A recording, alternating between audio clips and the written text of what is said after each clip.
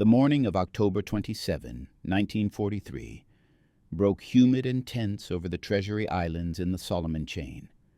Fireman First Class Aurelio Tassone of Milford, Massachusetts, gripped the controls of his 20-ton Caterpillar D8 bulldozer as landing ship Tank 399 ground its bow onto the volcanic sand of Mono Island.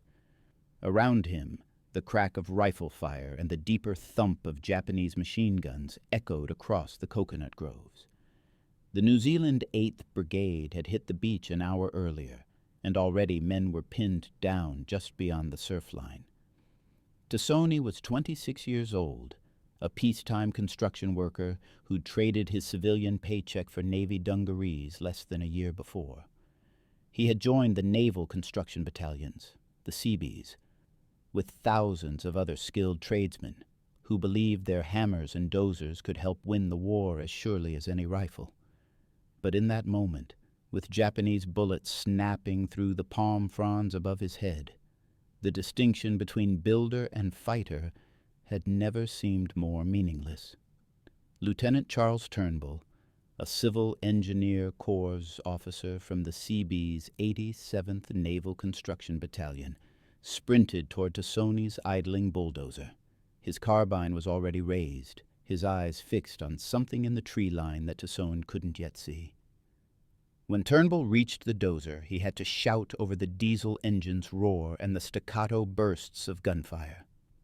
"There's a pillbox up there holding up the whole advance," Turnbull yelled, jabbing his finger toward a log and earth structure barely visible among the coconuts. "Think you can do something about it with that dozer?" Tassone looked at the fortification, then at his bulldozer blade, then back at Turnbull. For a fraction of a second, the absurdity of the question hung between them. He was an equipment operator, not an infantryman. His machine was designed to move earth, not assault hardened defensive positions. But the New Zealanders were bleeding in the sand, and standard tactics, rifle fire, grenades, flamethrowers, weren't working fast enough. "Let's find out," Tassone said. "If you're enjoying this deep dive into the story, hit the subscribe button and let us know in the comments from where in the world you are watching from today. What happened in the next 3 minutes would become one of the most famous improvised assaults of the Pacific War, inspiring comic books, war bond posters, and even a climactic scene in a 1944 John Wayne film. But Aurelio Tassone didn't know any of that yet. He only knew that 12 Japanese soldiers were fortified inside that pillbox. Their machine gun had a commanding field of fire across the beach, and someone needed to silence it before more Allied troops died trying to advance inland. The story of how an ordinary construction worker used 20 tons of American industrial steel to solve a military problem reveals something. Feels profound about the nature of improvisation in combat, and about the often dismissed ingenuity of the men who built the infrastructure of victory while under fire. But to understand why Tassone's bulldozer assault mattered, and why it represented something larger than one man's split-second decision, we need to understand what the Seabees were, how they came to exist, and what made the Solomon Islands campaign such a uniquely brutal proving ground for construction workers turned warriors. The United States Navy construction battalions didn't exist before December 1941. In the years leading up to the war, when the Navy needed bases built on far-flung Pacific islands, it hired civilian contractors. These were ordinary construction workers, carpenters, electricians, heavy equipment operators, welders, plumbers, who signed lucrative contracts to work on places like Wake Island, Guam, and the Philippines. They were skilled, they were efficient, and when the Japanese attacked, they were utterly defenseless. International law prohibited civilian workers from resisting military attack. If they fought back, they could be executed as guerrillas. When Wake Island fell to the Japanese on December 23, 1941, more than 1,000 civilian contractors surrendered. Most were crammed into the holds of prisoner ships and spent the war in labor camps under deteriorating conditions. 100 more were kept on wake to perform construction work for their captors. In 1943, when supplies ran low and the isolated garrison could no longer feed them, all 100 were machine-gunned to death on the beach.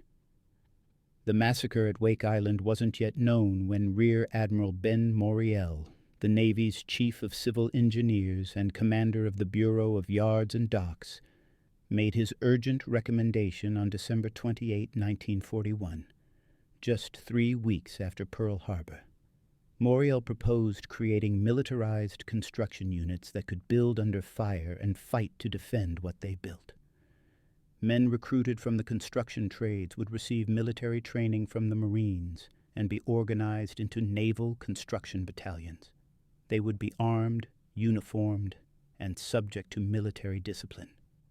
Most importantly, they would be able to fight back. On January 5, 1942, the Bureau of Navigation approved Moriel's plan. The 1st Regiment would consist of 3 battalions. Within months, training centers opened at Davisville, Rhode Island for Atlantic operations, and at Port Hueneme, California, for the Pacific Theater. Because the Navy needed experienced tradesmen immediately, military age restrictions were waived. Men as old as 50 could enlist, though the average Seabee would be 37 years old. Ancient by military standards, but perfect for jobs that required decades of civilian expertise. The nickname Seabees came naturally from the initial Seabee construction, battalion, and it stuck because it captured something essential about these men. They weren't typical sailors. Most had never been to sea. They were plumbers from Chicago, electricians from Detroit, carpenters from rural Maine, heavy equipment operators from construction sites across America. They came because they believed their skills mattered, because the pay was higher than civilian work, and because they wanted to contribute to the war effort without spending years learning infantry tactics. What they didn't fully understand, what none of them could have understood in early 1942, was that building bases in combat zones would require both sets of skills simultaneously. At Camp Endicott, in Davisville, Rhode Island, and at similar facilities in California and Mississippi, the curriculum reflected this dual nature. Seabees learned how to operate bulldozers and graders, how to mix concrete in tropical heat, how to assemble Quonset huts, how to install electrical systems and water purification equipment. They also learned how to fire Browning automatic rifles, how to throw grenades, how to clear bunkers with flamethrowers, and how to coordinate with Marine infantry units. The training was abbreviated by necessity. The Pacific War was already underway, but it was intensive. These men would build airstrips while under artillery fire. They would string communications wire through jungles still contested by Japanese snipers. They would bulldoze roads to the front lines while enemy positions remained active just yards away. The Seabees' motto crystallized their identity: Construimus, batuimus. We build, we fight. In practice, this meant that a Seabee battalion's equipment roster included both construction machinery and infantry weapons. A typical battalion had roughly 1,000 men organized into companies that specialized in different trades. But every man, whether he was a carpenter or a crane operator, was expected to pick up a rifle when necessary. Aurelio Tasson had joined this new organization in 1942, bringing his pre-war experience as a heavy equipment operator.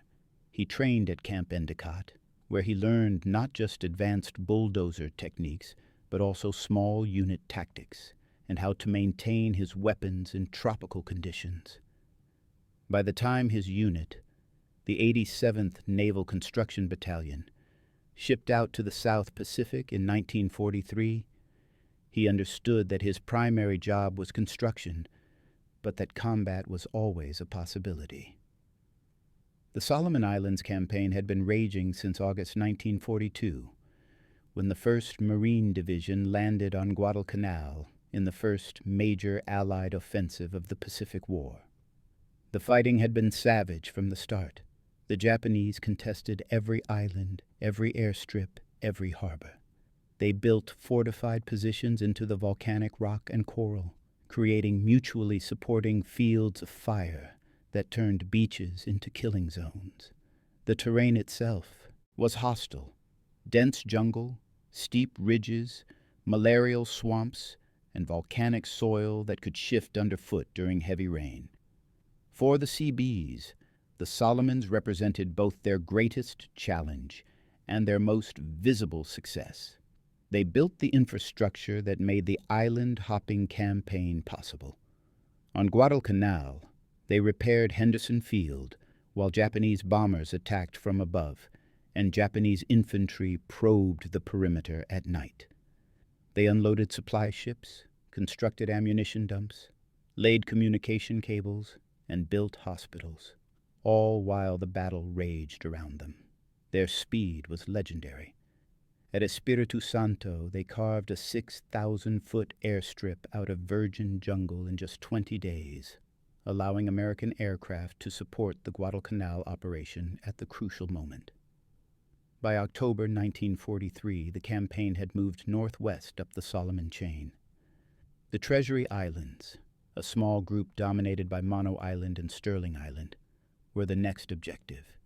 The strategic logic was clear: secure the treasuries, establish a radar station and a PT boat base, and use these facilities to support the upcoming assault on Bougainville, which in turn would help isolate the massive Japanese base at Rabaul. The treasuries were lightly defended compared to some Solomon targets, but they were still occupied by Japanese forces who had months to prepare defensive positions. The assault plan called for New Zealand troops, specifically the 8th Brigade of the 3rd New Zealand Division, to provide the main infantry force. The New Zealanders would land at 2 points on Mono Island, at Falamai in the south, where the Japanese had their headquarters, and at a northern beach code-named Purple Beach near Soanotalu. American support units would accompany them, including the 198th Coastal Artillery Battalion for Anti-Aircraft Protection, a signals unit for communications, and most importantly for Our Story, Company A of the 87th Naval Construction Battalion, along with a detachment from the battalion's headquarters company. The Seabees' job was straightforward in concept but brutal in execution. Get ashore with the bulldozers and graders, clear paths through the beach obstacles, then immediately begin work on roads that would allow supplies and reinforcements to move inland. Once the immediate beachhead was secured, they would start construction on the airstrip that was the whole point of taking Mono Island in the first place. Standard Seabee work. But the beaches of Mono Island in October 1943 weren't standard construction sites. The Japanese commander on Mono Island knew the Allies were coming. Reconnaissance aircraft had been spotted. Radio intercepts suggested increased activity. The defensive positions reflected this awareness. The Japanese had constructed log and earth pillboxes at key points overlooking the likely landing beaches. These were substantial fortifications, coconut logs 2 feet in, diameter stacked horizontally and covered with several feet of packed earth and coral. The firing slits gave the defenders protected fields of fire across the beaches while remaining difficult targets for naval gunfire or air attack. Inside these pillboxes, Japanese machine gun crews waited with interlocking fields of fire designed to catch landing forces in a crossfire that would be nearly impossible to escape. The morning of October 27 began with a pre-dawn naval bombardment. American destroyers offshore pounded suspected Japanese positions with 5-inch guns. The explosions lit up the darkness and sent geysers of earth and coral fragments skyward. It was intended to suppress the defenders, to make them keep their heads down during the crucial minutes when the landing craft approached the shore. It worked, but only partially. The Japanese had built their fortifications well, and they waited out the bombardment in their bunkers, ready to emerge the moment the naval guns shifted fire inland. At 6:30 in the morning, the first wave of New Zealand infantry hit the beaches in Higgins' boats. They came ashore shooting, expecting heavy resistance. What they found was confusion. The northern landing at Purple Beach encountered light opposition initially. The Japanese defenders had been surprised by the speed and location of the assault. But at Falamai in the south, where the Japanese headquarters was located, the defenders were ready. Machine gun fire raked the beach. Mortar rounds began dropping among the assault waves. Within minutes, men were dying in the surf. The New Zealanders pushed inland anyway. These were experienced troops. Many had fought in North Africa, and they knew how to take ground under fire. But experience couldn't negate the fundamental problem of assault infantry versus fortified positions. Pillboxes are specifically designed to resist infantry attack. Grenades thrown through firing slits might kill the occupants, but only if you can get close enough to make the throw, which means exposing yourself to machine gun fire. Flamethrowers are effective, but the fuel tanks make their operators priority targets for every Japanese rifleman within range. Direct assault by rifle-armed infantry against a well-sighted pillbox typically results in heavy casualties before the position can be reduced. This was the tactical situation when Landing Ship Tank 399 grounded on Mono Island's beach 1 hour after the initial assault. Aurelio Tassoni's bulldozer rumbled down the ramp onto the sand, its diesel engine adding to the cacophony of combat. Lieutenant Turnbull followed close behind. They were supposed to begin clearing beach obstacles and grading a path for vehicles to move inland. Standard procedure. But the standard procedure assumed the beach would be secured by the time heavy equipment came ashore. The beach wasn't secured. 200 yards inland, New Zealand troops were pinned down by fire from a log pillbox that commanded the entire center of the landing area. Every attempt to flank the position drew fire from supporting Japanese positions. Every attempt at direct assault resulted in casualties. The advance had stalled, and with it, the entire timetable for securing Mono Island. More landing waves were due to arrive soon, and they would be sitting ducks if that pillbox remained operational. Lieutenant Turnbull assessed the situation with a combat engineer's eye. The pillbox was too strong for rifle fire. Grenades couldn't reach it from the current American positions.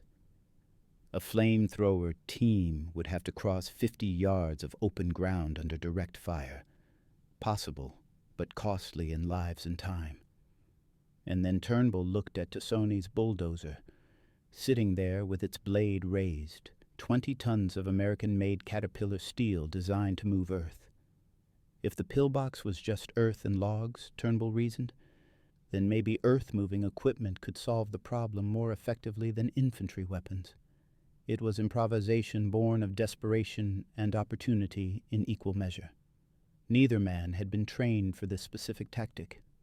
There was no doctrine for using bulldozers as assault weapons against fortified positions. But wars create their own logic. And in that moment, the logic said, try something different, or watch more men die while the advance stalls. Tassoni understood what Turnbull was proposing even before the lieutenant finished explaining. Circle behind the pillbox, using the tree line for cover, approach from the rear where the firing slits couldn't bear, and use the dozer blade to crush the fortification. Simple in concept, terrifying in execution. The Japanese inside would hear the bulldozer coming. Diesel engines aren't subtle, and they would know what was happening. They would try to stop him. Rifle fire could penetrate the cab from the sides. A grenade dropped from above could kill him. If the bulldozer threw a track or bogged down in soft ground, he would be a stationary target. But Tassoni had another thought. one born from his pre-war construction experience. The dozer blade could be raised to act as a shield. It was 3/8-inch steel plate, 8 feet wide, designed to take the punishment of pushing through stumps and coral. It might not stop a direct hit from a heavy weapon, but it could deflect rifle fire and pistol rounds. If he kept the blade raised and approached the pillbox head-on instead of from the side, the blade would protect him during the assault. Turnbull agreed immediately. He would provide covering fire with his carbine, trying to suppress any Japanese infantry that might emerge from the pillbox or supporting positions. Tasone would drive. The plan was that simple and that desperate. Tasone put the dozer in gear and began to move. The machine responded with the deliberate power of heavy equipment, not fast, but unstoppable once in motion. He worked the controls to raise the blade to its maximum height, creating a steel wall between himself and the enemy. The blade blocked most of his forward vision, forcing him to navigate by watching the ground to either side and trusting his sense of direction. The diesel engine roared at full throttle, drowning out everything except the occasional crack of Turnbull's carbine, firing from somewhere behind and to the left. Japanese riflemen spotted the bulldozer almost immediately. Bullets began pinging off the blade, sharp metallic impacts that rang through the steel.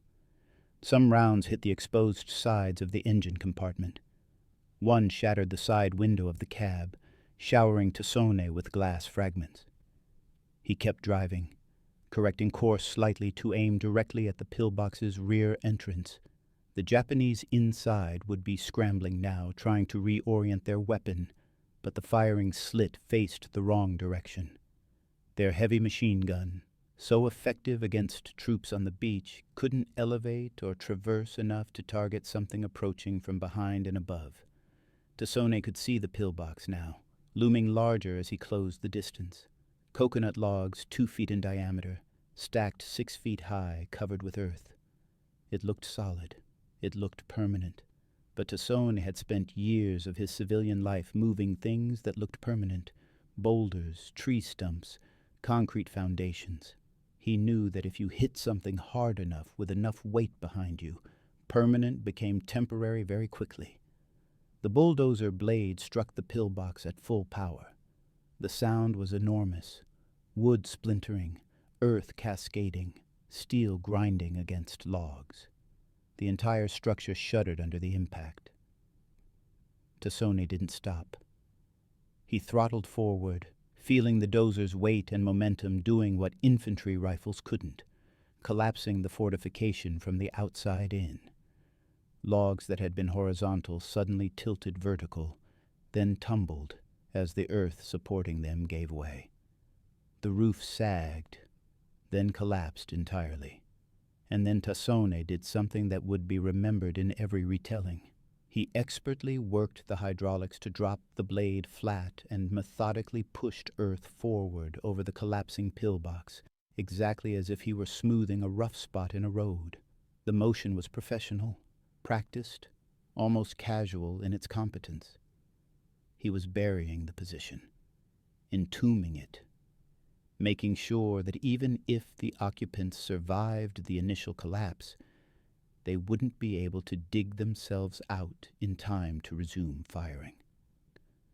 The entire action took less than 3 minutes from the moment Tasone put the dozer in gear to the moment he completed his final blade pass over the ruined pillbox. When he shut down the engine, the sudden relative silence was startling. Turnbull ran up, carbine still ready. New Zealand infantrymen began moving forward cautiously, weapons trained on the pile of earth and shattered logs that had been an impassable strongpoint minutes earlier. Later, after the beach was fully secured, a detail excavated the buried pillbox. They found 12 Japanese bodies and a new model heavy machine gun that had never been properly catalogued by Allied intelligence. All 12 men had died in the collapse, either from the impact of the bulldozer blade or from suffocation under tons of earth. The weapon was intact but unusable, buried under debris that would have taken hours to clear if anyone had survived to attempt it. News of Tassoni's bulldozer assault spread through the Allied forces on Mono Island within hours. By that evening, it was being discussed in radio messages back to Guadalcanal. Within days, war correspondents were writing it up for newspapers back home.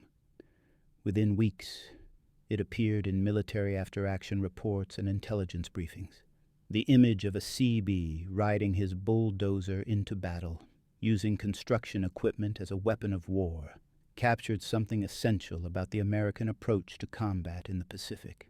Practical, improvised, and relentlessly focused on solving problems with whatever tools were available.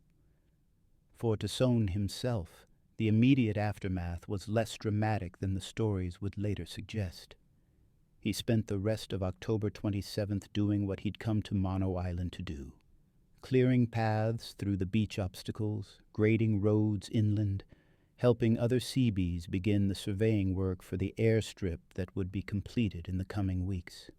The assault on the pillbox had taken 3 minutes. The construction work would take months.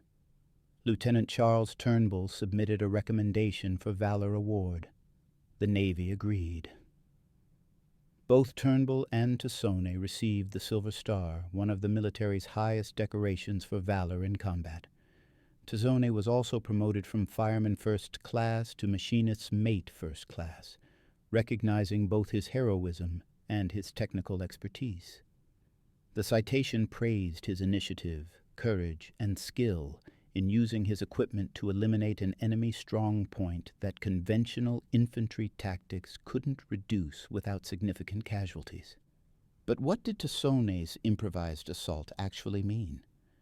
On one level, it was exactly what it appeared to be. A brave man using his construction equipment in an unconventional way to solve an immediate tactical problem. The New Zealand advance was stalled, the pillbox was holding up the landing, and someone needed to neutralize it quickly. Tassone did that. Lives were saved.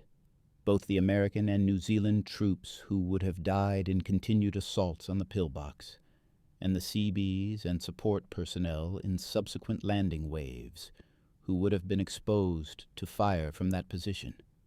But on another level, the incident revealed something deeper about the nature of the war in the Pacific, and about the unique role the Seabees played in it. This wasn't the European theater, where established infrastructure existed and could be repaired or captured. This wasn't fighting over cities and railroads and existing ports. This was jungle warfare on islands that lacked roads, lacked harbors, lacked everything except strategic location. Victory required building the infrastructure of war from scratch, often under fire, in conditions that would challenge professional construction companies in peacetime.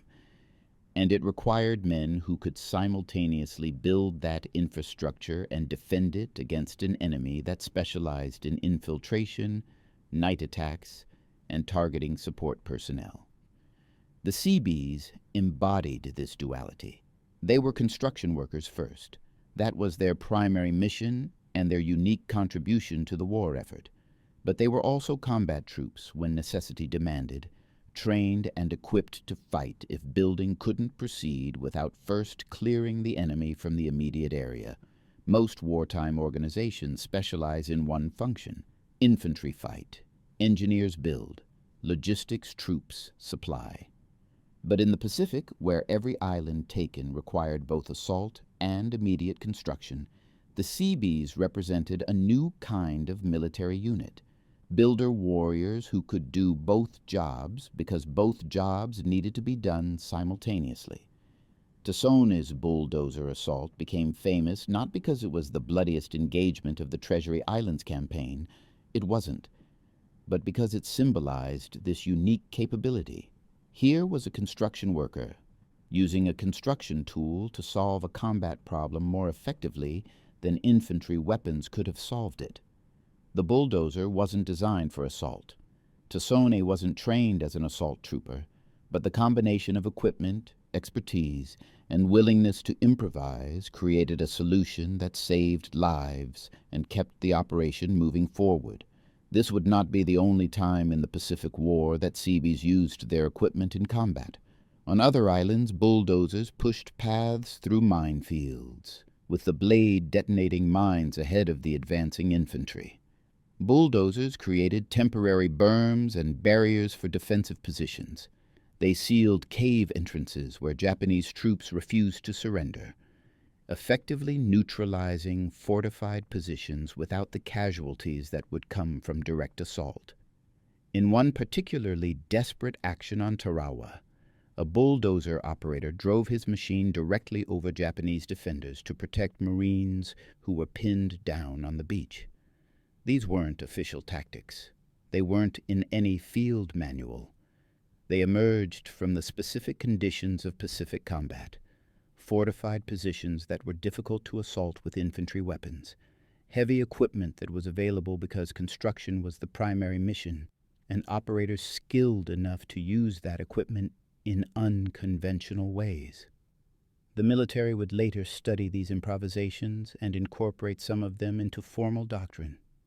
But in 1943, these were field expedients, born of necessity, and executed by men who understood their tools well enough to imagine new uses for them. The Treasury Islands. Operation continued for 2 more weeks after Tasone's assault. The 87th Naval Construction Battalion worked around the clock, often under sporadic Japanese fire, to build the infrastructure that would make Mono Island operationally useful. They constructed 21 miles of roads through terrain that had never seen a wheeled vehicle. They established a PT boat base on nearby Sterling Island, complete with fuel storage, repair facilities, and berthing for the fast attack craft that would harass Japanese shipping throughout the Solomons. And they began work on the airstrip, the primary reason for taking the treasuries in the first place. The airstrip construction revealed the full scope of CB capabilities. The site chosen was relatively flat by Solomon Island standards, but it still required massive earth moving. Hills had to be cut down, ravines had to be filled. The volcanic soil and coral had to be compacted to a density that could support the weight of fighter aircraft and eventually bombers. All of this happened while Japanese aircraft from Bougainville conducted nuisance raids, dropping bombs and strafing the work crews. The Seabees learned to work with their weapons close at hand, ready to drop their tools and man defensive positions when air raid sirens sounded.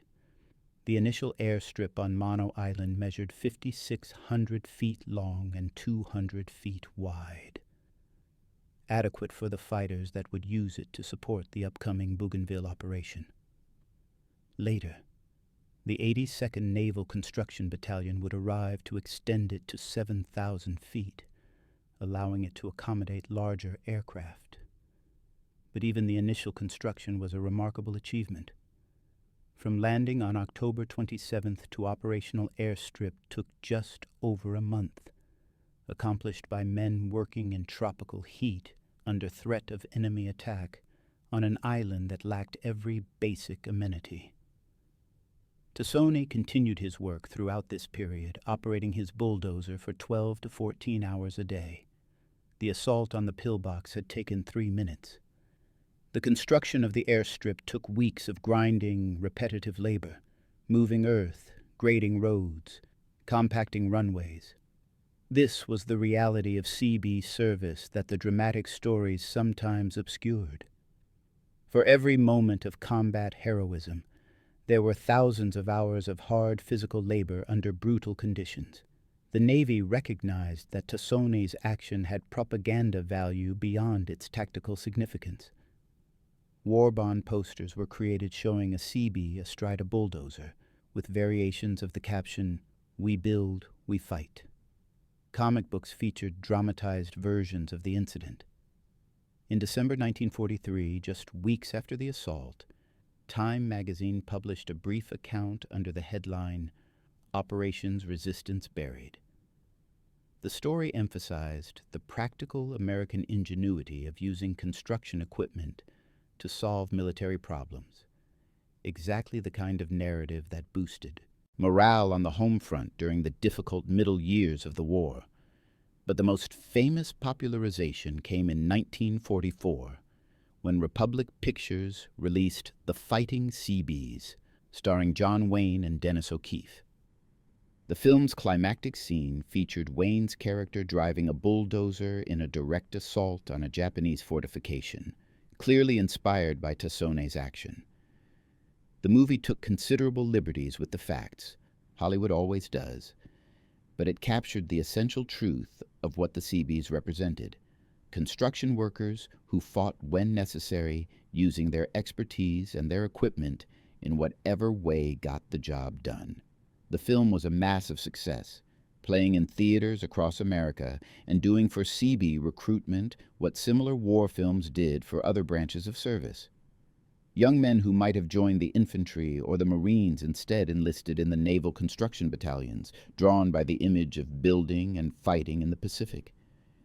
Many of them would discover that the reality involved far more concrete mixing and road grading than heroic bulldozer charges, but that was true of most military service. The reality was usually less dramatic than the recruitment posters suggested. For the broader military, Tassone's action raised questions about doctrine and training. If bulldozers could be used effectively as assault weapons against fortified positions, should the Seabees receive more extensive combat training? Should tactical manuals include procedures for using construction equipment in combat roles? Should bulldozers be up-armored specifically for these situations? The debates played out in staff meetings and training centers throughout 1944. The answers varied by theater and by unit.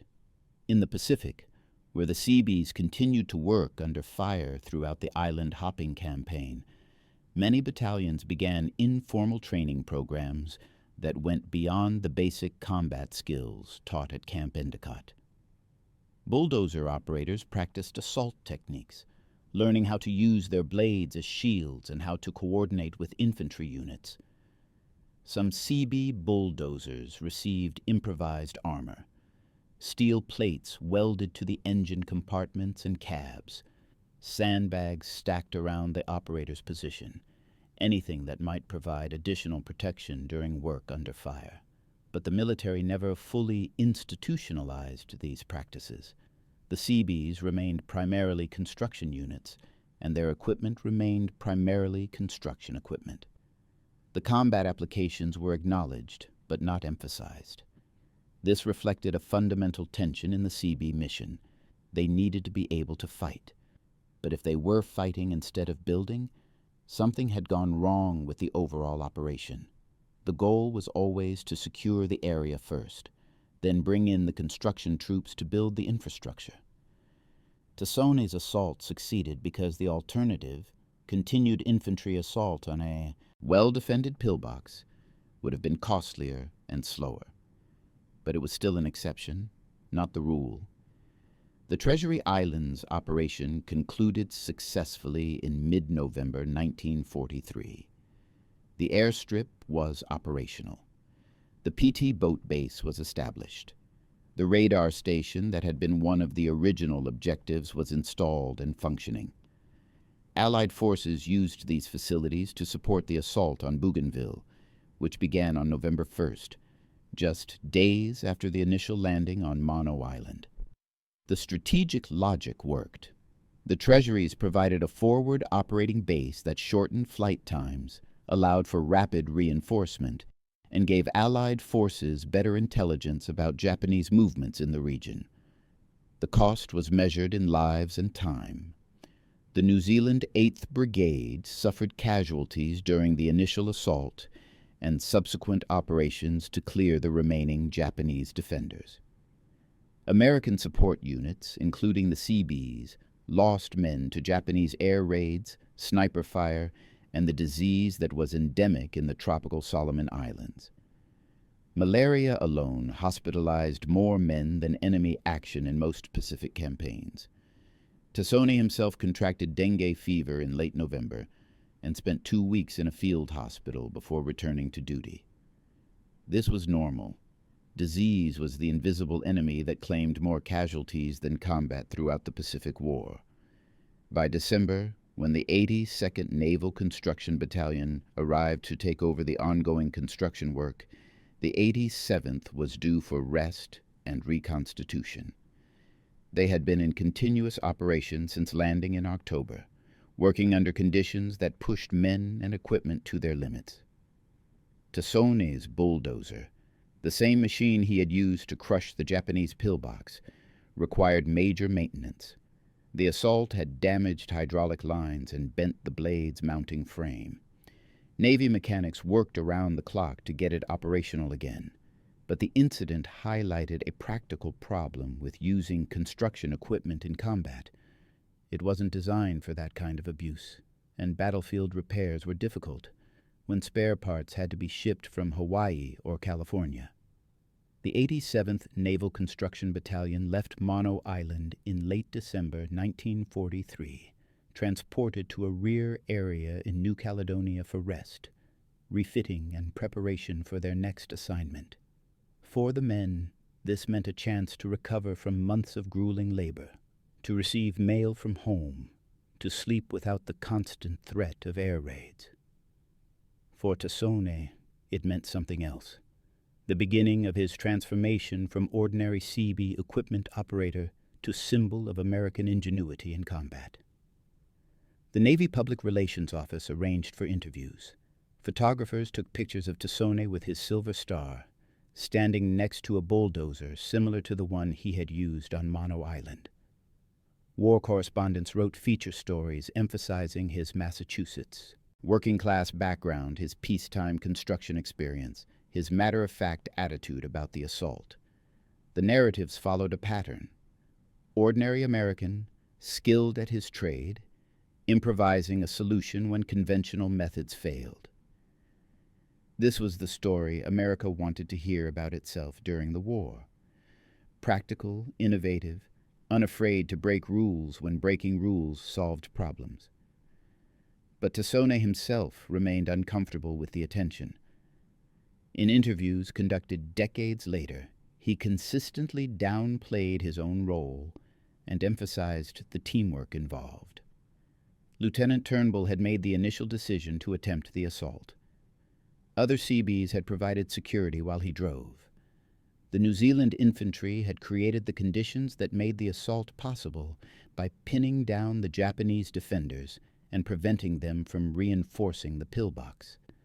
Tasone saw himself as one man doing his job in a vast collective effort. The fact that his particular job involved driving a bulldozer into an enemy fortification was, in his telling, almost incidental. This humility was characteristic of many combat veterans, especially those from the working-class backgrounds that dominated the Seabee ranks.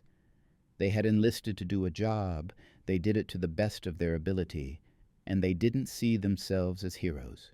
Heroes, in their framework, were the infantry troops who assaulted beaches under direct fire, the pilots who flew through anti-aircraft flak, the medics who treated wounds while under attack. Tasone had been an equipment operator doing what equipment operators do, moving obstacles out of the way so work could continue. The obstacle happened to be a Japanese pillbox rather than a boulder, but the principle was the same. The Navy disagreed. The Navy needed heroes, needed stories of individual initiative and courage to maintain morale and boost recruitment. Tasone's assault provided exactly that kind of story. It was dramatic without being horrifically violent. It was innovative without being reckless. It showed American technology and American know-how solving problems that brute force couldn't solve. In the narrative landscape of wartime propaganda, it was perfect. Throughout 1944, as the 87th Naval Construction Battalion participated in additional operations, landing at Emerau Island in March, supporting the invasion of Peleliu in September, Tasone continued to work as a bulldozer operator. He participated in no other direct combat actions. His service was distinguished by exactly the kind of grinding, dangerous, essential work that characterized the Seabee experience. Building roads under fire, clearing beaches under bombardment, maintaining equipment in tropical conditions that destroyed machinery as surely as enemy action. The war moved on. The Allied advance continued up the Solomon Chain, then into the Marianas, then toward the Philippines. Each operation required the same pattern: amphibious assault, rapid construction of airfields and harbors, consolidation for the next leap forward. The Seabees were integral to every phase. On Saipan in June 1944, they repaired the captured Japanese airfield so quickly that American bombers were using it within 4 days of the initial landing. On Guam, they transformed the island into a major fleet base and B-29 staging area. On Tinian, they devised movable ramps to overcome the coral cliffs that made the beaches nearly impassable, then built the airfields from which the atomic bomb missions would eventually fly. If you find this story engaging, please take a moment to subscribe and enable notifications. It helps us continue producing in-depth content like this. In each of these operations, individual Seabees performed acts of heroism similar to Tasson's assault on Mono Island. On Peleliu, bulldozer operators cleared paths through coral ridges while Japanese snipers fired from caves above them. On Iwo Jima, Seabees of the 31st and 133rd, naval construction battalions bulldozed roads off the black volcanic sand beaches under sustained mortar fire, suffering casualties that rivaled infantry units. On Okinawa, Seabees built fortified positions and repaired airfields, while kamikaze aircraft attacked the fleet offshore, and Japanese artillery hammered the construction sites. Many of these actions went unrecorded except in unit after action reports. Men died or were wounded performing tasks that were essential but not dramatic enough for war correspondents to feature. The nature of construction work meant that individual heroism often went unnoticed. When thousands of men are working together to grade an airstrip, it's difficult to identify which individuals deserve special recognition for courage under fire. Everyone was under fire. Everyone was performing essential work. The collective achievement was building victory, one bulldozed road and one poured concrete runway at a time. Tassone's story endured because it was discreet, identifiable, and dramatic.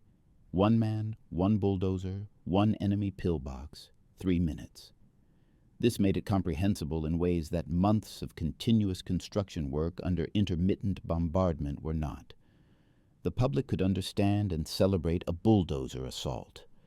The public had more difficulty celebrating the less dramatic but equally essential work of building fuel storage tanks or stringing communications wire.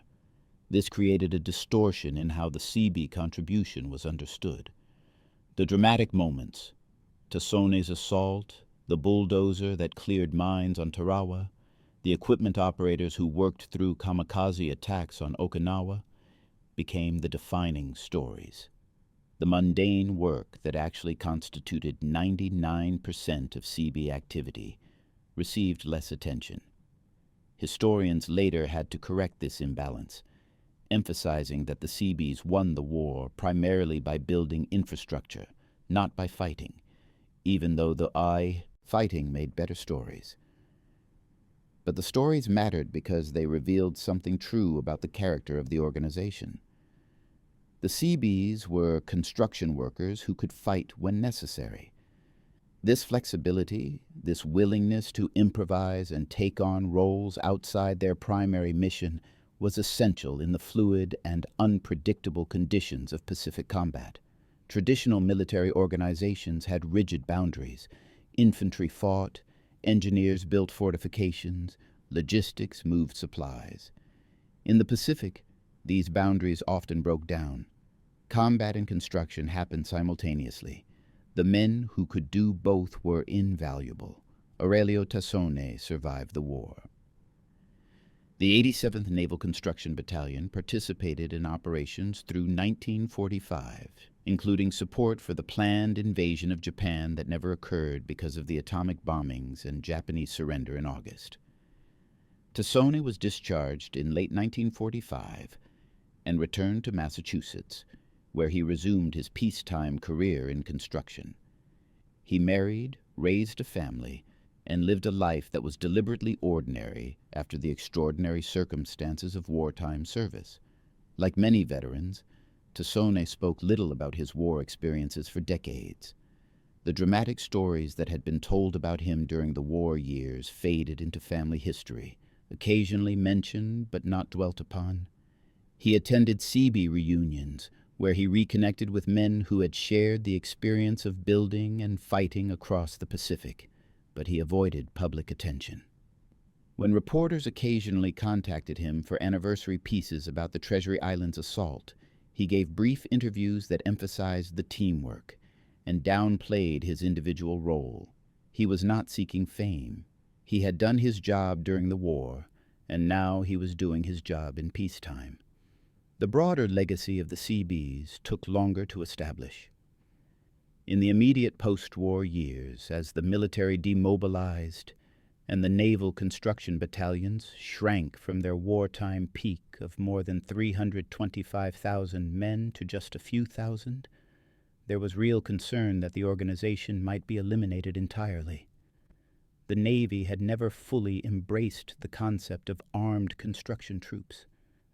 Some senior officers believed that construction work should return to civilian contractors in peacetime, with the Seabees maintained only as a cadre that could expand if needed. The Korean War changed this calculation. When North Korean forces invaded South Korea in June 1950, American military forces deployed rapidly but discovered that infrastructure remained essential, even in modern mechanized warfare. Seabees deployed to Korea, building airfields, roads, and bases under conditions that echoed the Pacific War. Hostile fire, difficult terrain, and the need to construct while fighting continued around them. Approximately 14,000 Seabees served in Korea, proving that the lessons of World War II remained relevant. Vietnam saw an even larger Seabee deployment. More than 26,000 Seabees served in Southeast Asia between 1965 and 1971, representing the largest concentration of naval construction battalion forces since World War II. They built roads, airfields, bridges, harbors, and bases throughout South Vietnam, often working in areas that were contested by Viet Cong and North Vietnamese forces. The construction challenges were different from the Pacific: jungle rather than volcanic islands, guerrilla warfare rather than positional defense. But the fundamental Seabee mission remained the same: build the infrastructure that allows military operations to succeed. Throughout these subsequent conflicts, the story of Aurelio Tassone and his bulldozer assault on Mono Island continued to be taught at Seabee training centers as an example of initiative and improvisation under fire. New recruits learned that their primary mission was construction, but that combat might be required. The motto, "We build, we fight," wasn't just marketing, it was doctrine, validated by decades of experience showing that in forward combat zones, the distinction between builder and fighter often disappeared. Modern Seabees face different challenges than their World War II predecessors. Contemporary conflicts involve asymmetric warfare, improvised explosive devices, and threats that don't respect the traditional lines between combat and support zones. But the fundamental requirement remains. Military operations require infrastructure, and someone needs to build that infrastructure even when conditions are hostile. The Seabees remain the organization that fills this role. The bulldozers themselves have evolved dramatically since 1943. Tassone's Caterpillar D8 weighed 20 tons and had minimal operator protection. Modern armored bulldozers like the Caterpillar D9 used by the U.S. military in Iraq and Afghanistan weigh twice as much, and feature armor kits that protect the operator from small arms fire, rocket-propelled grenades, and improvised explosive devices. These machines are designed from the start to operate in combat zones, incorporating lessons learned from decades of using construction equipment in hostile environments. But the principle remains the same. Heavy equipment operated by skilled personnel can solve problems that weapons alone cannot solve. Modern armored bulldozers clear roadside bombs, build protective barriers, and create access routes in urban combat zones. All tasks that descend directly from the improvised use of construction equipment in combat that Tassone and other World War II Seabees pioneered. The irony is that Tassone never saw himself as pioneering anything. In his view, he was simply using his equipment the way it was designed to be used, to move obstacles. The fact that the obstacle was an enemy fortification rather than a natural terrain feature didn't change the fundamental operation. This practical, unsentimental approach was characteristic of the generation that fought World War II. They saw problems, they solved problems, they moved on to the next problem. The philosophical discussions about what their actions meant could wait until the war was over. Historians have spent decades analyzing what the Seabee experience reveals about American military culture and industrial capacity during World War II. The ability to rapidly train hundreds of thousands of skilled construction workers, equip them with advanced machinery, transport them across vast oceanic distances, and employ them effectively in combat zones speaks to the industrial and organizational capacity that ultimately won the war. The Japanese simply couldn't match this combination of technological sophistication, logistical capability, and human capital. But the Seabees also represented something more subtle, the American tendency toward practical improvisation and the breakdown of rigid distinctions when circumstances demanded flexibility. In more traditional military organizations, construction workers would never have been armed and trained for combat. Combat troops would never have been expected to operate bulldozers and pile drivers. The roles were separate, the training was separate, the equipment was separate. The United States, partly out of necessity and partly out of cultural inclination, created an organization that deliberately merged these roles. This flexibility extended beyond the Seabees. Throughout World War II, American military units showed a remarkable willingness to adapt and improvise, to use equipment and personnel in unconventional ways when conventional approaches weren't working. Tank crews adding improvised armor to their Shermans, infantry units modifying weapons in the field, engineers developing new demolition techniques based on local conditions. This wasn't chaos. There were still regulations and command structures, but there was room within the system for individual initiative and practical problem-solving. Tassone's bulldozer assault was a perfect example of this cultural tendency. No manual told him to drive his bulldozer into an enemy pillbox. No doctrine suggested that construction equipment should be used as an assault weapon. But when the tactical situation demanded a solution and conventional infantry methods would be costly and slow, he improvised. And because the Seabee organization was structured to allow this kind of improvisation, armed construction workers with both combat training and equipment operation skills, his improvisation succeeded. The Treasury Islands operation itself faded from public memory much faster than some other Pacific battles. It wasn't as large as Guadalcanal, as bloody as Tarawa, as iconic as Iwo Jima. The New Zealand troops who did most of the fighting received less attention in American media than American Marine divisions. The operation succeeded. The islands served their strategic purpose, and the war moved on to the next objective. This was typical of the island-hopping campaign. Dozens of operations, each essential to the overall strategy, many of them forgotten except by the men who fought there and the historians who later studied the campaigns. But Tassone's 3 minutes of action on October 27, 1943, outlived the broader operation in cultural memory. The image of a bulldozer crushing a pillbox, the story of a construction worker using his trade skills to solve a military problem, the embodiment of "we build, we fight." These elements gave the incident a narrative power that transcended its tactical significance.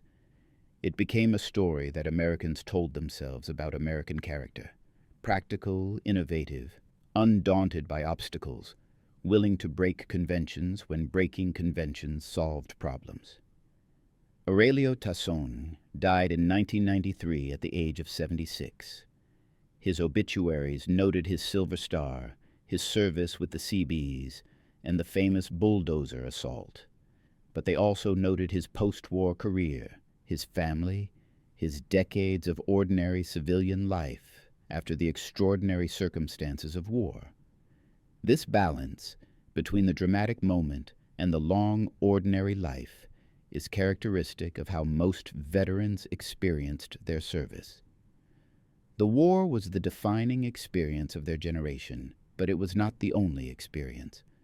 They returned home, built lives, and let the wartime stories fade into memory. The U.S. Navy Seabee Museum at Port Hueneme, California, maintains exhibits on Tassone and the Treasury Islands assault. A bulldozer similar to the one he used is on display, along with photographs, documents, and oral history recordings.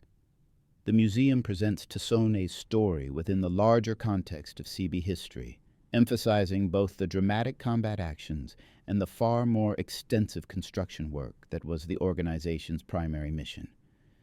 Visitors learn that the Seabees built 111 major airstrips, 441 piers, storage for 100 million gallons of fuel, housing for 1.5 million men, and hospitals with capacity for 70,000 patients, all during World War II alone. These numbers dwarf the significance of any individual action. 111 airstrips represents hundreds of thousands of hours of labor by tens of thousands of men working under conditions ranging from merely difficult to actively hostile.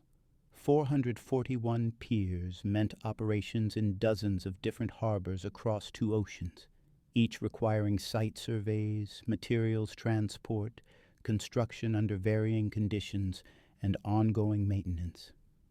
The scale of the Seabee construction effort during World War II was one of the great logistical achievements in military history. But scale is difficult to grasp emotionally. The human mind connects more readily with individual stories, specific moments, identifiable heroes. Tassone's bulldozer assault provides that connection point. Through his story, the broader Seabee experience becomes comprehensible.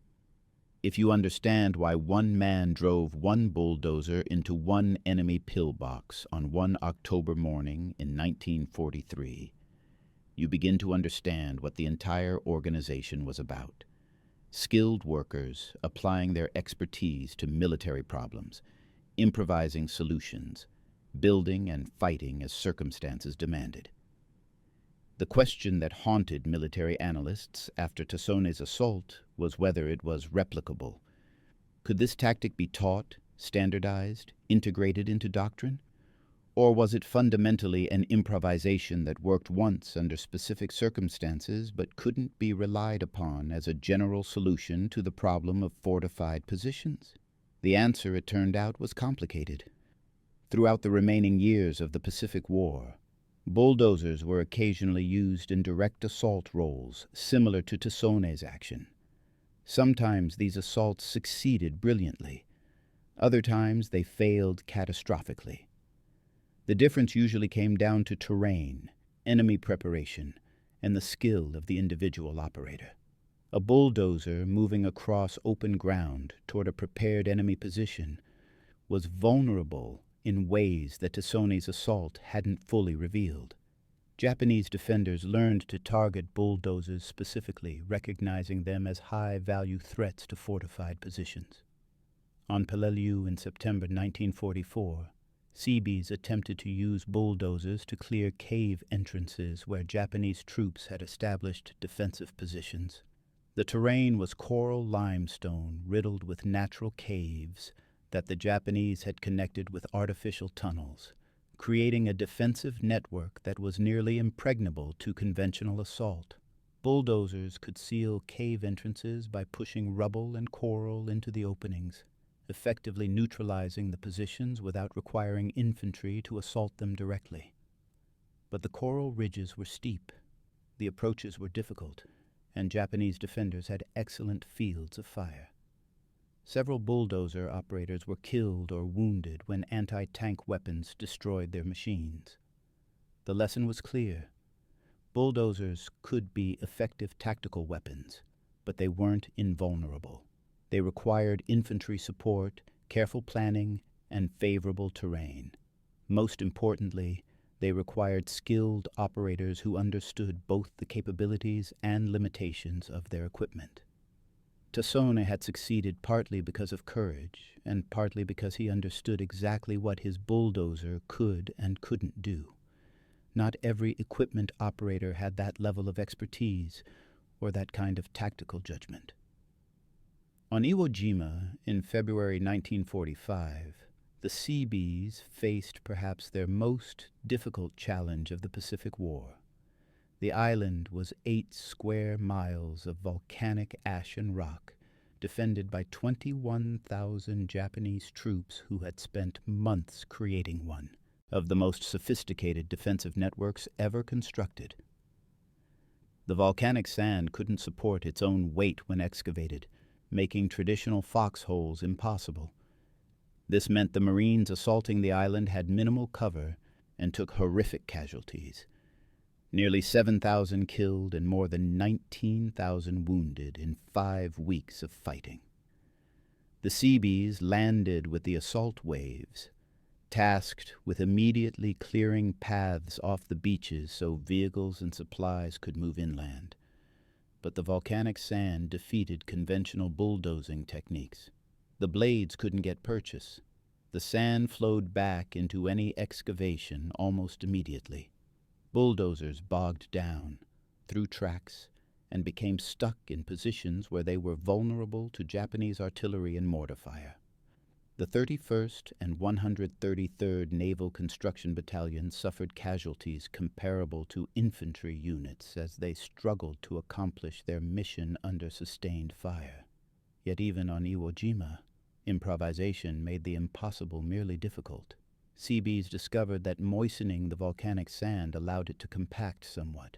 They rigged fire hoses to spray water ahead of the bulldozers, creating marginally more stable surfaces.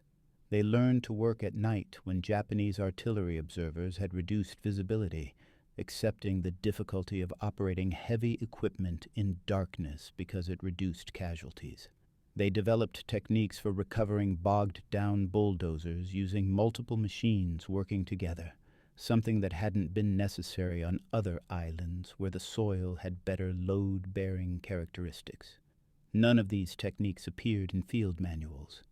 They were developed on the spot, under fire, by men who understood that failure wasn't an option. The Marines needed those roads off the beaches. The operation required vehicle access to the interior. Either the Seabees solved the volcanic sand problem, or the entire assault timetable would collapse. They solved it, but at tremendous cost. 200 Seabees were killed in combat during World War II, with another 2,000 receiving Purple Hearts for wounds received in action. Iwo Jima accounted for a disproportionate number of these casualties.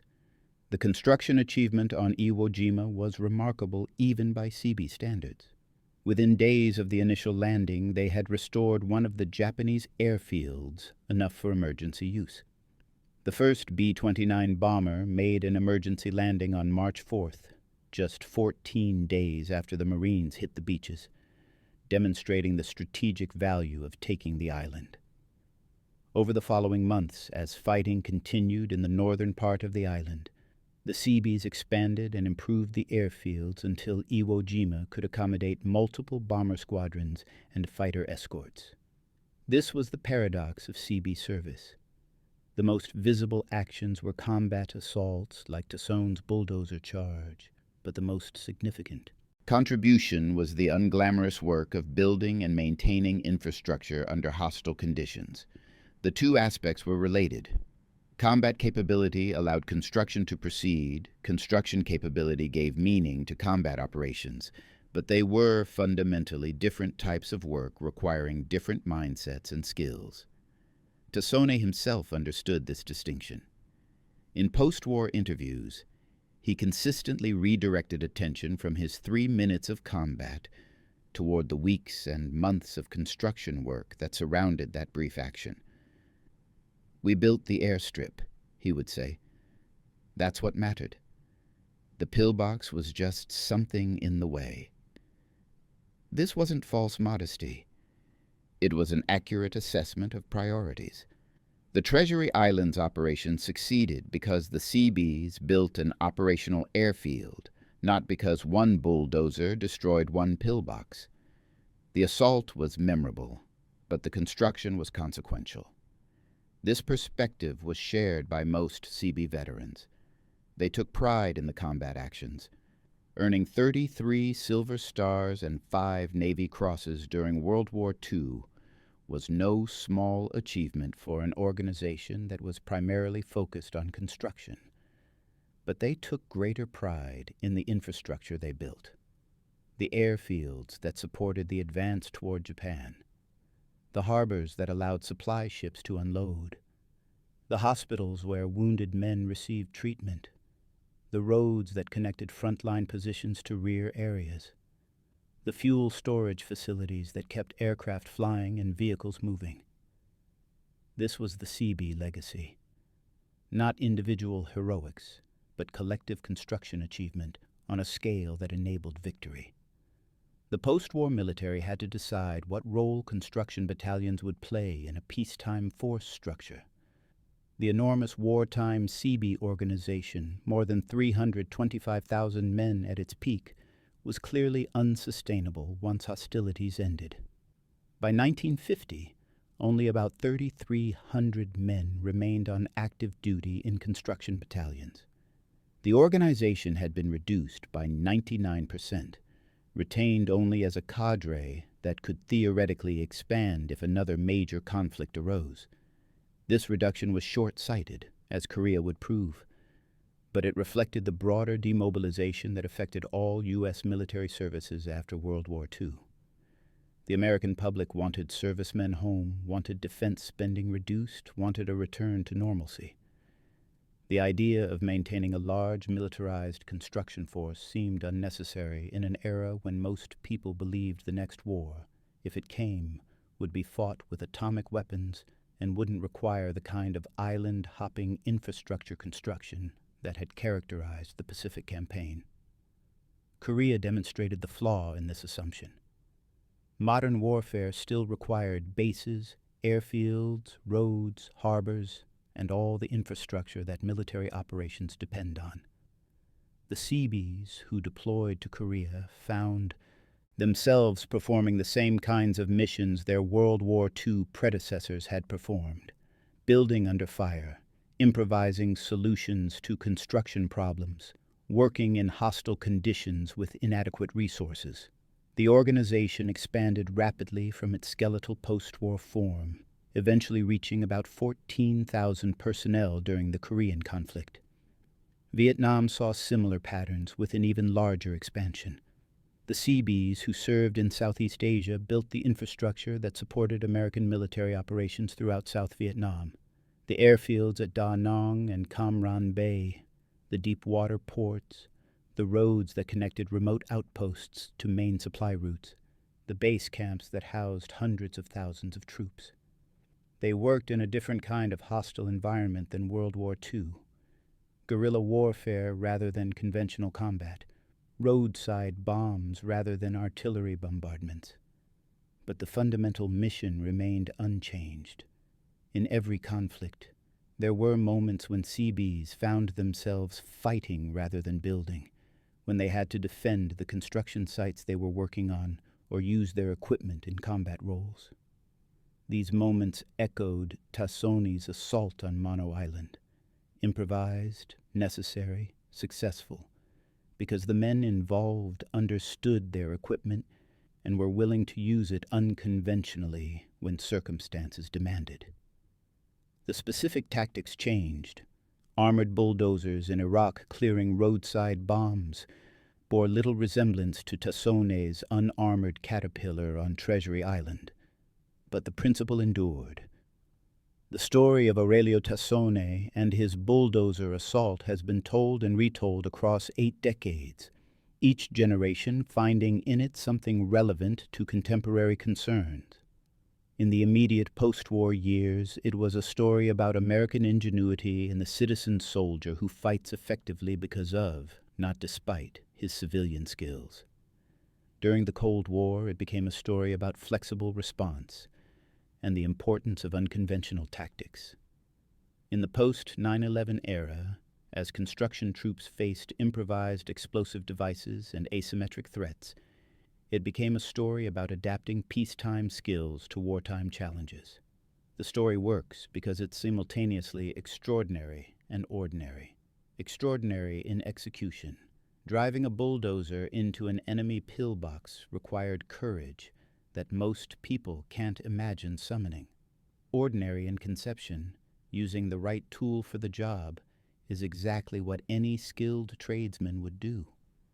This combination of exceptional bravery applied to practical problem solving captures something essential about how Americans have historically approached warfare, with less emphasis on martial tradition and more emphasis on getting the job done efficiently. But the story also risks oversimplifying the Seabee experience. Tassone's assault lasted 3 minutes. The construction of the Treasury Islands airstrip took weeks.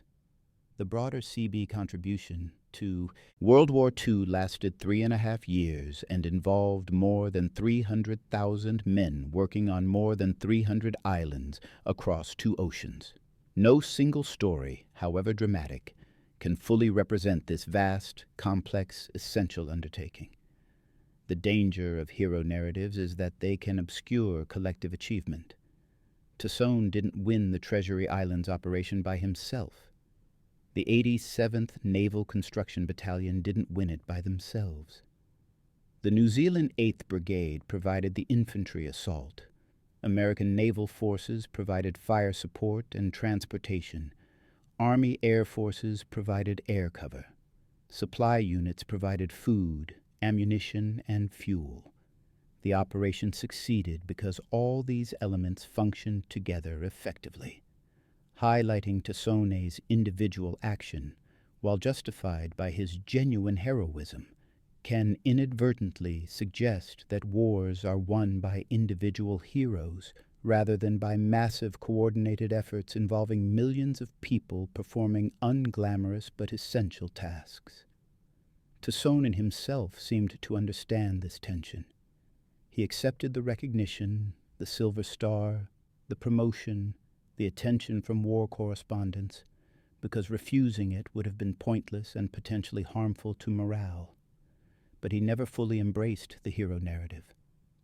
In his own understanding of what happened on Mono Island, he was a skilled equipment operator who encountered a problem, assessed possible solutions, and executed the most practical option available. That the solution involved combat was almost incidental. The problem was an obstacle blocking progress. His job was removing obstacles. He removed it. This matter-of-fact perspective was common among World War II veterans, especially those from working-class backgrounds. They had been raised during the Depression, when survival often required practical skills and creative problem-solving. They understood themselves as workers first, men who built things, fixed things, made things work. The war interrupted their normal work lives, required them to work under extraordinary conditions, but didn't fundamentally change their self-conception. They were still workers. The battlefield was just an unusually hostile work site. The final assessment of Tassone's bulldozer assault and of the broader Seabee contribution to World War II must acknowledge both the dramatic moments and the routine labor. The assault mattered because it saved lives and kept the operation on schedule. The construction work mattered because it built the infrastructure that enabled Allied victory in the Pacific. Both were essential. Neither alone would have been sufficient. Modern military historians studying the Pacific War increasingly emphasize logistics, infrastructure, and construction as key factors in Allied victory. The Japanese simply couldn't match American capacity to build bases, repair damaged facilities, and create the network of supply lines that sustained offensive operations across vast oceanic distances. This wasn't primarily a matter of better combat techniques or superior tactical doctrine. It was a matter of industrial capacity applied to military construction, the ability to mass-produce bulldozers and pile drivers and concrete mixers, to train tens of thousands of operators, to transport them and their equipment across oceans, and to employ them effectively in hostile environments. The Seabees embodied this industrial military capacity. They were mass production applied to military construction. The organization could absorb enormous casualties, 200 killed, 2,000 wounded, and continue functioning because there were always more trained construction workers available. Individual Seabees were not irreplaceable. The system was designed to be robust, to function even with high turnover, to maintain capability despite losses. This was brutal to experience, but effective as strategy. It was how America fought World War II. Overwhelming material superiority, high replacement rates, systematic organization, and just enough individual initiative to adapt to local conditions. Aurelio Tassone's 3 minutes of combat viewed this way become both more and less significant. More significant because they demonstrated the effectiveness of the system. Take skilled workers, give them appropriate equipment and minimal combat training, put them in situations where their skills matter, and they will improvise solutions that professional soldiers might not think of. Less significant because Tassone was, in an important sense, replaceable. If he had been killed before reaching the pillbox, another bulldozer operator would have tried something similar eventually. The system would have adapted, learned, and continued functioning. This isn't to diminish Tassone's courage or achievement. It's to recognize that his individual action existed within a larger organizational and strategic context that made such actions possible and, in a sense, inevitable. Give enough skilled construction workers, enough heavy equipment in enough combat situations, and some of them will find creative ways to use that equipment militarily. Tassone was among the first to do so in a way that attracted attention, but he wasn't the last. Throughout the Pacific War, Seabees continued to use their equipment and expertise in unconventional ways because that's what skilled workers do. They solve problems with whatever tools are available. The legacy of the Seabees extends far beyond World War II. The organization continues to exist, continues to deploy to combat zones, continues to build the infrastructure that military operations require. The men and women who serve as Seabees today operate in very different circumstances than their World War II predecessors. Modern equipment, better training, more dangerous threats. But they inherit the same tradition. Construction workers who fight when necessary, who improvise when doctrine doesn't cover the situation, who get the job done regardless of conditions. They also inherit Tassone's story. At naval construction training centers, instructors still teach about the bulldozer assault on Mono Island. New Seabees learn that their organization has a combat tradition alongside its construction mission. They learn that improvisation is valued, that using your equipment creatively is expected, that the motto, "We build, we fight," means both parts equally. Some instructors worry that the story overemphasizes combat at the expense of construction, but most believe it captures something essential. Seabees are different from other construction troops because they're expected to be able to fight. Tassone's assault demonstrated what that expectation meant in practice. The bulldozer itself has become an unofficial symbol of the Seabees, appearing in unit insignia, memorial sculptures, and promotional materials. This is partly because of Tassone's famous assault, partly because bulldozers are iconic construction equipment recognizable to everyone, and partly because the image of a bulldozer captures the Seabee mission perfectly. Heavy equipment operated by skilled personnel, capable of moving massive obstacles, unstoppable once in motion, practical rather than elegant, effective rather than glamorous. The U.S. Navy Seabee Museum preserves this legacy. Visitors can see bulldozers from different eras, from the World War II Caterpillar D8, similar to Tassone's machine, to modern armored D9s used in Iraq and Afghanistan. The evolution of the equipment mirrors the evolution of the organization. Larger, more powerful, better protected, but fundamentally the same tool used for the same purpose. The operators who drove these machines across 8 decades of conflicts would recognize each other's work despite the technological changes. A bulldozer is a bulldozer. An obstacle is an obstacle. The job is moving one with the other. Thank you for watching. For more detailed historical breakdowns, check out the other videos on your screen now and don't forget to subscribe.